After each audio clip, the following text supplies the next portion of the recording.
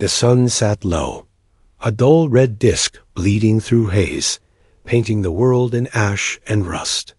The land stretched wide and lifeless, dust fields broken by skeletal brush, and the husks of survey towers long forgotten. Darren Cole adjusted the strap of his pack and moved steadily over the slope, boots grinding against dry stone. 6 years he had lived out here on the colony fringes, long after most had pulled back into the domes. The cities were nothing but noise and walls, questions he no longer cared to answer. Out here, life was reduced to 3 truths: water, food, shelter, and he trusted that simplicity. He knelt near an old beam half buried in dirt, gray and cracked from decades of storms. At its base, a snare waited, nothing more than a loop of cord held taut by a bent branch, crude but reliable. Darren didn't like setting traps. Hunting was cleaner, but ammunition was scarce, and a strip of meat could mean another week of survival. He tested the tension, the knot biting tight against his calloused fingers, then brushed grit over the loop to hide it. The sound came sharp, a snapwood splitting under sudden weight. Then a cry, piercing the stillness. It wasn't the squeal of an animal. It carried shape, broken syllables, the startled breath of someone who could speak. Darren's body reacted before his mind. He was already moving, boots cutting into shale as he sprinted downhill toward the noise. The sight stopped him cold. A figure thrashed against the snare, limbs wrenched upward where the cord had tightened cruelly around her wrists. At first, he thought scavenger. Then the light caught her skin-smooth lilac, faintly sheened like moonlight over metal. Silver hair spilled across her face in tangled ropes, clinging with sweat. Her clothing, a ceremonial wrap frayed from wear, had torn in the struggle, leaving her dignity clutched by one arm, even as the rope pulled it painfully taut. Her ankles were bound to the beam below, body stretched in a strained, unnatural angle. Her eyes found him, sharp and blazing with panic. "Stay back." The words were clipped, her voice edged with fear and fury both. "You'll regret it if you come closer." She twisted against the rope, teeth clenched, the branch groaning overhead with the strain. Darren steadied himself 3 paces out, pulse quick, but his movements calm, measured. Old instincts stirred, the kind drilled into him back when he wore a uniform. Control your breath, your tone, your presence. "You're caught on a tension line," he said evenly. "If you fight it, it gets worse. That branch can break, and it'll take your shoulder with it." Her chest rose fast, breath shallow. Sweat slid down the hollow of her throat. She scanned him, quick short dark hair, a worn jacket dusted from travel, the knife at his side. Suspicion hardened her expression. She tugged the wrap higher with a jerk of her shoulder, wincing when the rope cut deeper. Even bound, she kept. Her back straight, her chin lifted, refusing to show anything that might resemble pleading. Darren weighed the moment. He could step in, cut her free, risk her clawing at him in panic, or he could walk away. But she wouldn't last the night. Like this, not bound, not in this cold. And despite the defiance in her eyes, he saw the raw bite of rope at her wrists, the tremor in her knees. Slowly, he reached for his belt knife. He drew it without sudden motion, holding it flat in his palm, blade pointed down. "I'll hand this to you," he said. His voice stayed level, the same one he had once used to ground civilians when fear turned to frenzy. "Handle first. You can cut yourself loose or cut me, if you think I'm lying. Choice is yours." She froze, confusion, flickering beneath suspicion. Her breathing stayed sharp, but her eyes tracked the offered knife. He stepped forward carefully and extended the hilt toward her palm. For a heartbeat, she didn't move. Then she snatched it, blade angled defensively, body coiled like a cornered animal. Darren didn't flinch. Good, he said quietly, retreating. 2 steps. Cut the top hitch, not the main line. Small strokes. If you slice wrong, the branch will whip and tear your arm apart. She glared at him, eyes narrowed, but shifted her grip. The knife bit into rope, fibers fraying under her fast. Jagged pulls. Sweat streaked her temple, her movements too hurried. Darren's voice cut in, low and firm. Slow down. You want slack, not a break. Her lips parted as if to spit another warning, but her wrists steadied, strokes becoming shorter, cleaner. Still the knot resisted, jammed tight under her weight. Darren stepped forward again, pressing his shoulder beneath hers, racing against the beam. His arm brushed her side, his breath warm at her cheek, but his eyes stayed fixed on the cord. Now, he murmured. She slashed again, the knot giving. At last, the branch snapped upright, the rope slackened, and her body dropped into gravity's pull. Darren caught her around the waist without thought, her chest colliding against his, her hair tangling across his face, the scent of dust and something faintly metallic filling his nose. Her wrap slipped dangerously, and his hand shot to pin the fabric back against her chest. For an instant, they froze like that, too close, her heartbeat pounding against his ribs, his hand holding where it had no right to be. Darren released her immediately, stripping his coat off and draping it across her shoulders with clipped efficiency. Here, cover up. His tone was calm, controlled. But inside, his instincts burned hot with the weight of a choice he had made clear. He wouldn't take what wasn't offered. He crouched to slice the rope from her ankles and stepped back, giving her space. She staggered but stayed upright, wrists raw and bleeding, eyes still sharp with distrust. The knife trembled in her grip, raised halfway toward him as though testing what kind of man he truly was. Darren's gaze didn't waver. You going to keep that? Her breath shivered through clenched teeth. Then, slowly, she flipped the knife back, hilt first. The cabin squatted low in the dust, half hidden in a shallow cut of ground where stone walls blunted the wind. Its stovepipe leaned like a crooked mast, the boards patched with mismatched timber from salvaged towers. Darren held the latch, but did not enter first. He stepped aside, letting the alien woman decide if she would cross the threshold. She lingered at the doorway, eyes darting over the structure as though every nail might hide a trick. Her wrists were raw and welted, the ceremonial wrap torn beyond. Modesty, but the coat he had given her swallowed her frame, concealing the damage. Still, her jaw was set, her chin lifted, every motion calculated to deny vulnerability. The storm had not yet risen, but the evening wind hissed dry across the brush, carrying the metallic taste of dust. She glanced to the horizon once, then back, to the open cabin door. Her gaze lingered on Darren, as if daring him to force her inside. He didn't. He simply held the door with his boot and scanned the slope behind her. No movement.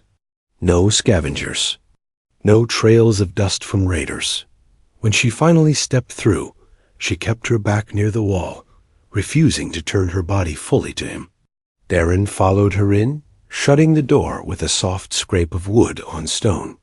The interior smelled faintly of old ash, iron, and soap clean, utilitarian, stripped of indulgence. Tools hung in a straight line above the workbench. A small radio sat silent in the corner, its battery low rationed. A narrow bed was tucked against one wall, sheets folded tight, military neatness still marking his hand. Her eyes flicked across. Every detail, first the radio, then the hinges, then the placement of the knife on the bench. She was mapping the room for weaknesses the same way he did. He respected that. Water's in the barrel, Darren said, setting his pack down. Use the basin if you need it. I'll light the stove.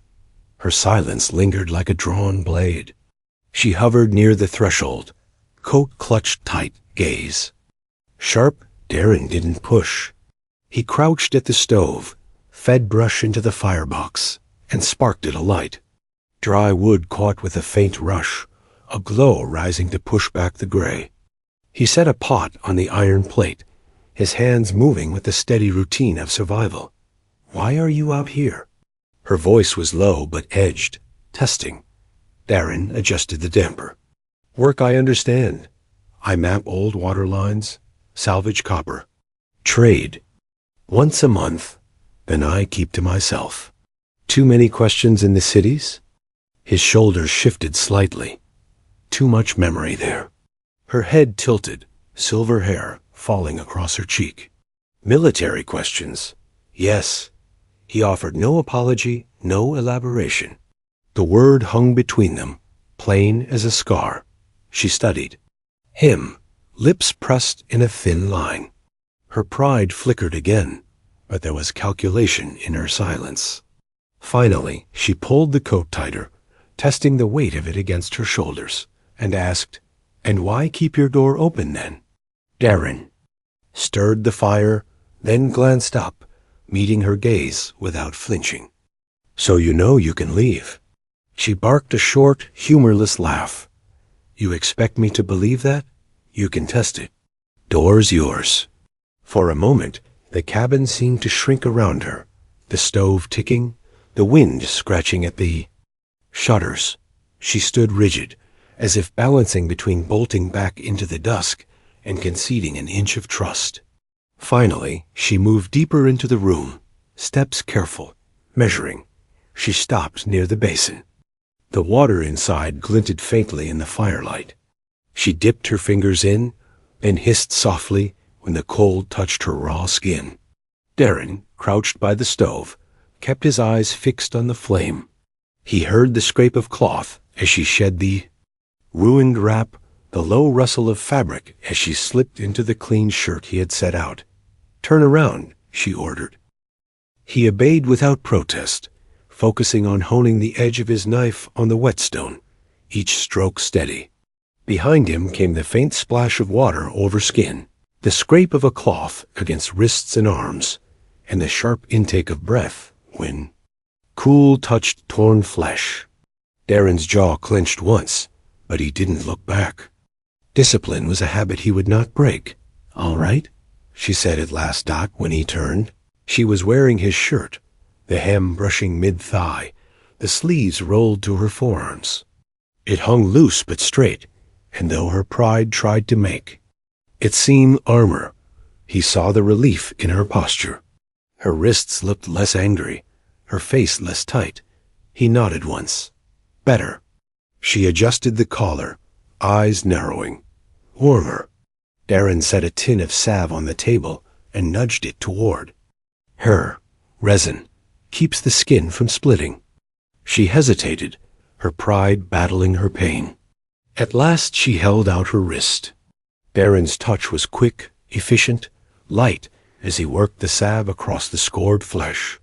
Her eyes never left his face, searching for advantage-taking, waiting for the wrong kind of look. He gave her none. When he finished, he closed the tin, packed it away, and said quietly, "Fire, food, water. Nothing more." She studied him for a long moment, suspicion still carved into her gaze. But beneath it something else flickered confusion at the kind of man who gave choice where others took doubt then, in a voice edged with defiance, but quieter. Now she gave him her name, Era. "Darren," he replied simply. The silence that followed was not yet trust, but it was no longer hostility. Only the first fragile step toward something neither of them expected when the snare had snapped. Shut, the night thickened fast, the sky outside bruising into black, while the wind picked up its restless hiss across the brush. Inside the cabin, the stove burned low and steady, casting orange light that painted the walls in shifting patterns. Darren sat at the narrow table, cutting dried roots into the simmering broth. Era lingered near the bed, her back against the wall, the coat still wrapped close, despite the warmth creeping into the room.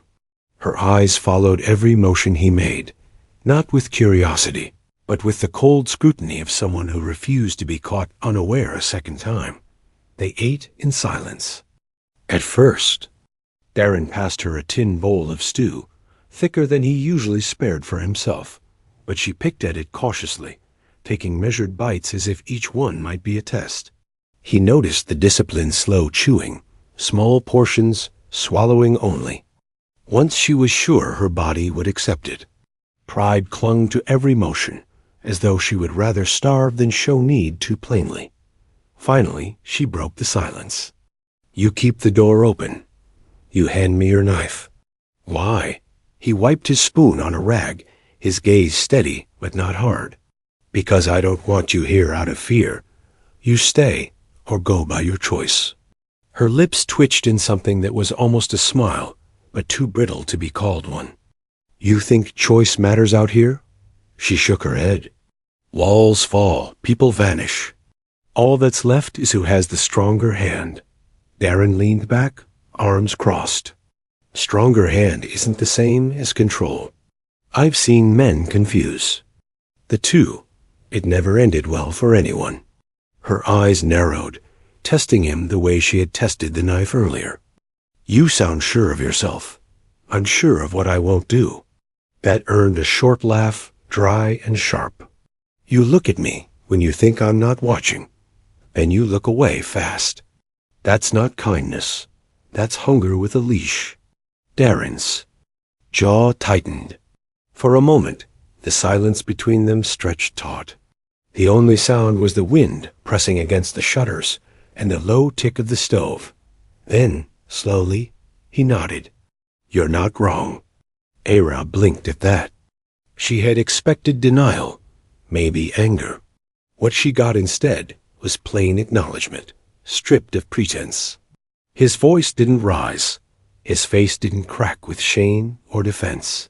He owned the truth like a soldier stating fact. "But," he added, leaning forward slightly, "hunger doesn't decide my hand. I do." Her stare lingered on him, silver hair falling into her face. For the first time since the snare, she faltered. Not much, but enough that her pride and suspicion tangled. She shifted her bowl aside, drew her knees up, and wrapped her arms around them beneath his shirt. The coat slipped from her shoulders, but she didn't fix it this time. The storm outside deepened, rattling the shutters until the boards creaked. Dust hissed under the door crack, curling like smoke across the floor. Aaron rose and checked the latch, but he left the gap as promised, the cold air threading in. When he turned back, Era was still watching him, her gaze softer now, though she tried to hide it. "You don't act like the others," she said quietly. "Not my way," Darren replied, her eyes lowered, following the flicker of firelight. For the first time, her body eased against the wall, the rigid lines of her shoulders loosening. She was still a stranger in his cabin, still ready to cut him if he broke his word, but somewhere between the knife and the open door, suspicion had shifted into something heavier, more complicated. "You are not kind," she murmured, almost to herself. "You are something harder. It feels safer." Aaron accepted the words without reply. He banked the fire for the night, then settled into the chair by the table, posture upright, gaze fixed on the door. He did not bar it. He did not press her further. He simply waited, the same way he had once waited outside rooms filled with frightened voices, letting silence do the work words never could dot, and for the first time since the rope had cinched around. Her wrists, Era closed her eyes without fear of what might come next. Dawn bled slowly across the horizon, pale and thin, spilling through the cracks in the cabin walls. Darren was already awake, as he always was, his body trained to rise with the first change of light. His neck ached from sleeping upright in the chair, but he ignored it. His eyes swept the room before he moved the door, still open to fingers. With the stove reduced to gray ash, Era curled on the bed with his blanket wrapped tight around her. Her breathing was steady, deeper than when she first lay down. For once, the sharp lines of tension had eased from her face. He stood quietly, added kindling to the stove, and coaxed the fire back to life. The scrape of metal on iron stirred her.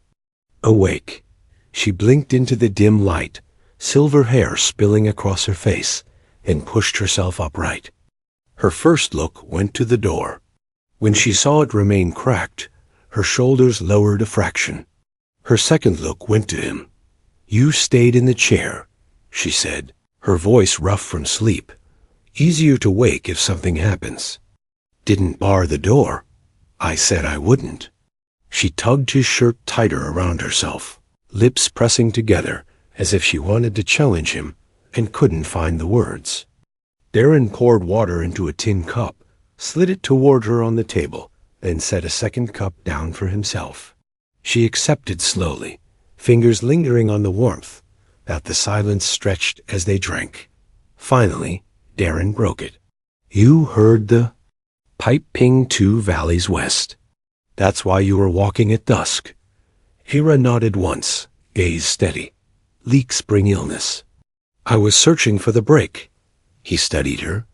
Even bound in a rope hours earlier, she'd noticed details most would have missed. She had the mind of someone who didn't just survive, but observed, catalogued. He respected that. "You want to see if you were right?" Suspicion flickered across her eyes. "Why bring me?" "Because you found it. You know the sound. You'll hear what I might miss." He pulled on his jacket, tightened the strap of his pack. "And it gives you choice. Walk with me or don't." Her jaw tightened. "And if I try to leave while we walk?" "Then you leave. I won't drag you back." Hera studied his face for cracks in the promise. His gaze held steady, calm, as if he had nothing to gain by lying. Finally, she slid off the bed, cinching the coat around her shoulders. "Fine, but don't mistake this for trust. Wouldn't dream of it." They left the cabin and climbed toward the ridge. The land stretched wide and colorless, dust fields broken by stone ribs jutting from the earth. Darren's boots crunched steady over shale, Hera's lighter steps trailing half a stride behind. Twice the ground shifted beneath her, small slides of gravel rushing downhill. Both times Darren's hand shot back, catching her forearm with reflex born of training. His grip was firm but quick to release the moment she steadied herself. She said nothing the first time. The second, she hissed through clenched teeth, "I can walk without your hand." He glanced at her, green eyes sharp, then stopped slipping. Her mouth twitched half anger, half something else she didn't want to name. By mid-morning, they reached a ledge with a valley spread below, a silence broken only by the faint call of carrion birds circling high. Darren crouched low, palm pressed to the ground. He closed his eyes, listening. Faint, irregular, a metallic ping beneath the soil. He nodded once. "You were right." The lines fractured. Hera crouched beside him, silver hair spilling over her shoulder. "I told you." Her tone wasn't gloating. It was matter of fact, yet her eyes lingered on him, as though waiting to see if he respected her for it. Darren unpacked a short coil of resin tape and a clamp salvaged from old equipment. Without a word, he began to dig with a hand spade, brushing aside the dust until the dull gleam of pipe emerged. Water bubbled through in thin spurts, carving tiny rivers into the dirt. He leaned closer, inspecting the fracture. Hera shifted beside him, shoulder brushing his arm. The touch was light, but in the cramped space, neither pulled away. Instead, she braced the pipe with both hands, steadying it while he wrapped the resin tight and cinched the clamp. Their knuckles brushed once. Darren withdrew first, movements precise, controlled. Hera left her hand there a moment longer, then drew it back, a ghost of a smirk tugging at her lips. When the patch held and the leak slowed to a faint hiss, Darren sat back on his heels, sweat streaking dust across his skin. Hera studied him openly now, as though recalibrating the image of the man she thought she had trapped in her suspicion. "You work like someone who still belongs to them," she murmured. Darren didn't look up from the pipe. "I work like someone who doesn't want the valley to get sick." She tilted her head, eyes searching his face, but she didn't argue. For the first time, she didn't push back at all. She simply sat there in the dust with him, shoulder near his, the silence between them no longer sharp with hostility, but edged with something quieter. And as they rose to walk back, Era fell into step half a stride behind, not away, not ahead. For the first time, the space between them felt chosen, not forced. By the time they reached the cabin again, the sun was already bleeding into the horizon, the light dimming into an iron gray that promised storm. The air carried a charge, dry and metallic, pressing against the skin in warning. Darren scanned the ridgeline one last time before opening the cabin door, his instincts taut as wire. Nothing stirred in the brush, no dust trails of raiders or scavengers, only the wind picking up into long, restless sighs. Inside, the air felt smaller, more intimate. The stove radiated steady heat, shadows crawling long across the walls. Darren hung his jacket on a nail, then sat at the table with his knife and whetstone. He worked the blade in slow, deliberate strokes, the familiar rhythm steadying his breath. Across the room, Ira paced once, then stopped near the fire, her arms folded tight against her chest. His shirt hung loose on her frame, the collar slipping. Every time she shifted, "You live through storms like this?" she asked, her voice raised slightly over the rattling shutters. "Every season," Darren replied, without looking up. "Walls hold, roof doesn't leak. Enough alone." "Yes." She studied him, her silver hair catching the glow of the fire, her lilac skin warmed into softer tones. "And you've never thought to bring someone back with you?" Darren paused his sharpening, dragged the blade across the stone one more time, then set it down. "Thought about it. Thinking and doing aren't the same." "Why not?" Her tone was almost sharp, like a challenge. "Because people want promises," he said, leaning back in his chair. "And I don't give what I can't keep." Era tilted her head, her eyes narrowing as though she wanted to pick apart the truth behind that. Then she sank onto the edge of the bed, pulling the blanket across her bare legs. Her posture was sharp, but her voice carried a quieter thread when none. She said, "You act like restraint is strength."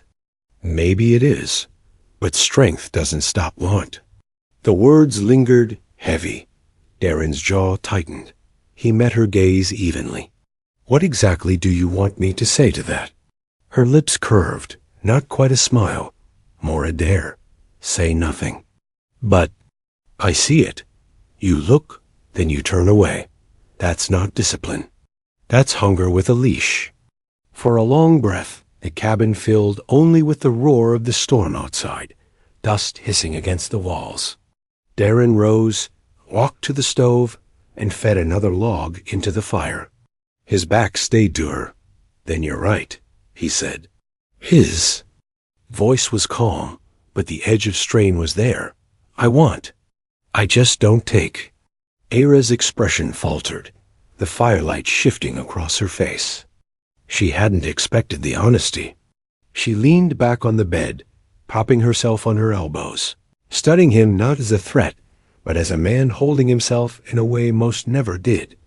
Another gust slammed against the walls, dust spilling from the rafters. The cabin groaned under the pressure.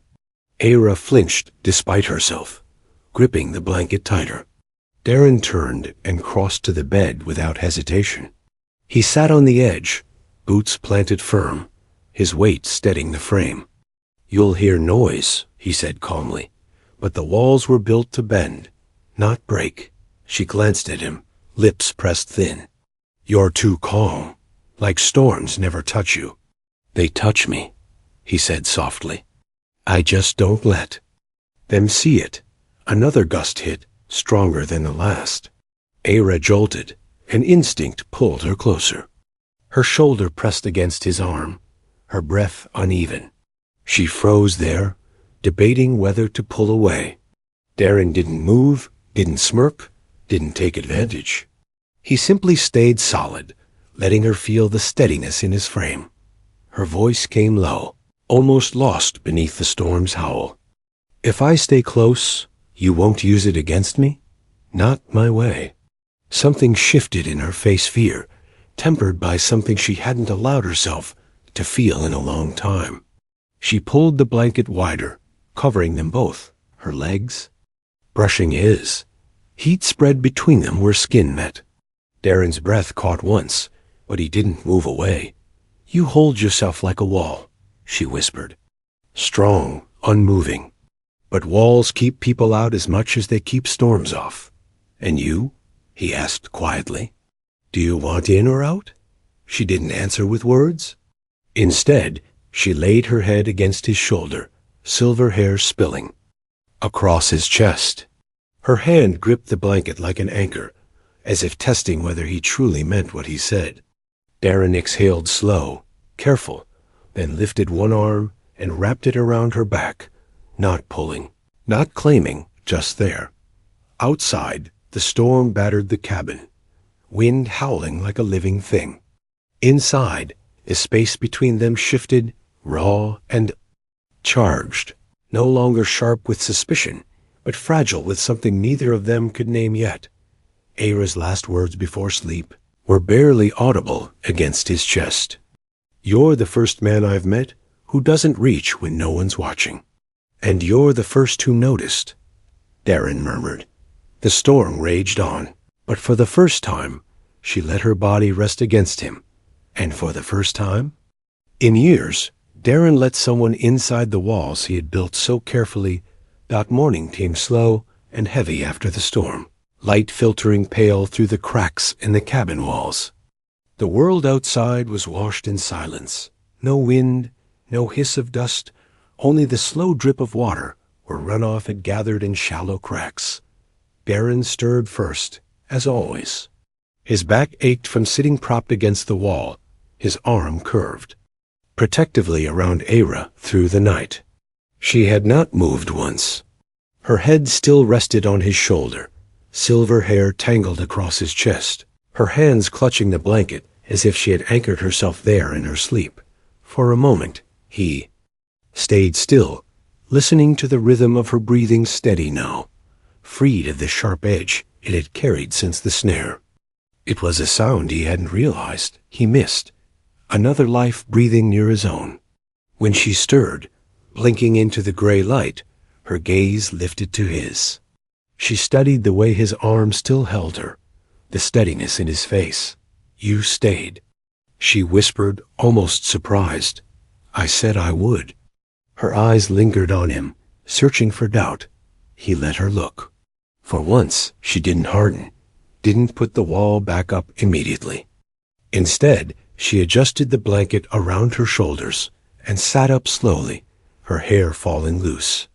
The lines on her wrists were faint now, but they still marked her reminders of rope and distrust. She lifted one hand, showing him the rawness. "These don't mark me as yours," she said carefully. Darren shook his head. "They only mean what you choose them to mean." Her throat worked as she considered the words. Slowly, deliberately, she reached for his hand and pulled it to her chest, pressing it over her heartbeat. "Then I choose." The air between them shifted. Not sharp, not heavy with unspoken challenge, this time lighter, certain, like the moment two paths crossed into one. Darren leaned closer, brushed a strand of silver hair from her face, and kissed her. Not rushed, not claiming, but steady, deliberate. She answered without hesitation, fingers tightening on his shirt, pulling him closer. The kiss deepened, their breaths mingling, the restraint that had defined every night until now breaking under its own weight. Darren guided her back against the mattress, his body hovering above hers, strength still controlled, careful not to trap her. Aira didn't flinch. She pulled him closer, her bare legs brushing against his, the blanket slipping away.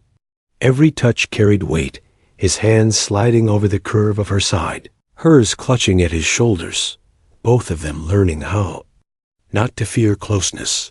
When at last they broke apart, breathless, Era's voice came low, strained between gasps. "I thought you'd always hold back." "I tried," Darren murmured against her mouth, "but I don't want to anymore." The hours that followed carried no words, only the rhythm of bodies finally choosing each other. The storm outside replaced by heat inside the cabin. When it ended, they lay beneath the same blanket, her hair damp against his skin, her chest rising and falling slow. Darren's arm curved around her once more, his fingers tracing idle patterns across her shoulder. Era lifted her head just enough to look at him. There was a softness in her eyes he hadn't seen before, one she tried and failed to hide. "You could have taken what you wanted that first night," she whispered. "But you waited. That's why I wanted this." He pressed a kiss to her temple, simple and sure. "Because it's only worth anything if it's yours to give." She closed her eyes at that, the smallest smile tugging at her lips. And for the first time since the rope had snapped around her wrists, she let herself rest without fear. When dawn came fully, golden and clean after the storm, Darren woke to the weight of warmth beside him. Era stirred, blinking against the light, her hand still curled around his. She looked at him, her voice softer now, almost teasing. "You're still here." "Didn't plan on going anywhere," he said, brushing her hair gently from her face. Her lips curved faintly, and this time she didn't fight the softness. "Then, maybe. Neither will I." The words were not a promise, not yet. But they were a choice. And for Darren, that was more than enough. The days after the storm settled into a rhythm neither of them had expected. Darren checked his snares, patched tools, and mapped lines as always. But now there was a second set of footsteps behind him. Era moved with quiet precision, watching, listening, learning how he worked. She spoke little, but when she did, her words cut sharp, revealing a mind that missed nothing. When she washed at the basin or adjusted his shirt that she still wore, Darren caught himself looking, just long enough to remind himself she was real, but he always looked away before. The silence turned heavy again, and every time Era noticed. She never called him on it, not anymore. Instead, she almost seemed to measure how long it took him to look away. One evening, as the light fell over the valley and the stove warmed the cabin, Era sat at the table, with the ceremonial wrap in her lap. Her fingers worked slowly, repairing its frayed edge with a strip of thread she had scavenged from his kit. Darren watched the way her expression shifted, softening when she touched the embroidery, hardening when she realized he was watching. "You asked me about this once," she said, not looking up. "I did." Her fingers tightened around the cloth. "I told you it was my mother's. That was true. But I didn't tell you why I wore it the night your snare caught me." Darren said nothing, waiting. There was a gathering. What remains of one? We walked to the rail clearing at dusk, each of us carrying what family cloth we had left. "We keep rituals even if meaning thins." She paused, eyes fixed on the torn embroidery.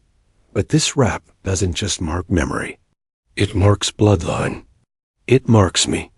She lifted her gaze to him, eyes hard now, testing whether he would understand. "I wasn't wandering alone that night. I was being hunted." "And your snare?" Her voice caught for the first time, sharp with emotion. "Your snare saved me. From them." Darren leaned forward, elbows braced on the table. "Hunted by who?" Her jaw tightened. "Raiders. Not the kind who settle for copper or filters. The kind who take bloodlines. Sell heirs to the highest bidder." The fire popped, and for a moment neither spoke. Then Darren asked, "They followed you here?" Era didn't answer with words. Her gaze flicked toward the door. The storm had scrubbed the valley clean, but dust carries more than wind. Darren rose instantly, crossed to the window, and scanned the slope. At first, there was nothing. Then movement. Thin trails curling upward, too straight to be natural, rising where brush should have broken the line. Era stood, the wrap clutched to her chest. Her face was set, proud again, but her eyes betrayed the truth. Fear not of Darren now, but of what hunted her. Darren's hand dropped to the knife at his belt. He felt his pulse settle into the same steady rhythm it always had before combat. His voice, calm as ever, cut through the silence. Then it seems I caught more than just you. He stepped to the door, checked the edge of the horizon once more, then glanced back at her. And now, they'll have to get through me. Kyra's throat worked, her eyes locking on his. For a heartbeat, her pride and her fear warred in silence. Then she nodded once, a gesture sharp but certain, as though in that moment she finally understood the wall he had built wasn't meant to keep her out. It was meant to keep the world off. Outside, the dust trails thickened. Shadows shifted in. The brush.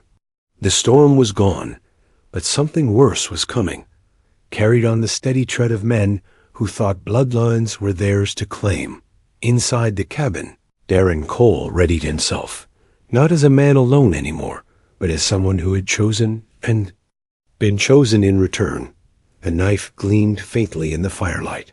The air held still. And when the knock of boots finally reached the ridge, Darren was already standing between the door and Era, his stance calm, his voice low and steady. Let them come. And with that, the cabin ceased to be a place of solitude. It became a line in the dust, and Darren intended to make sure no one crossed it.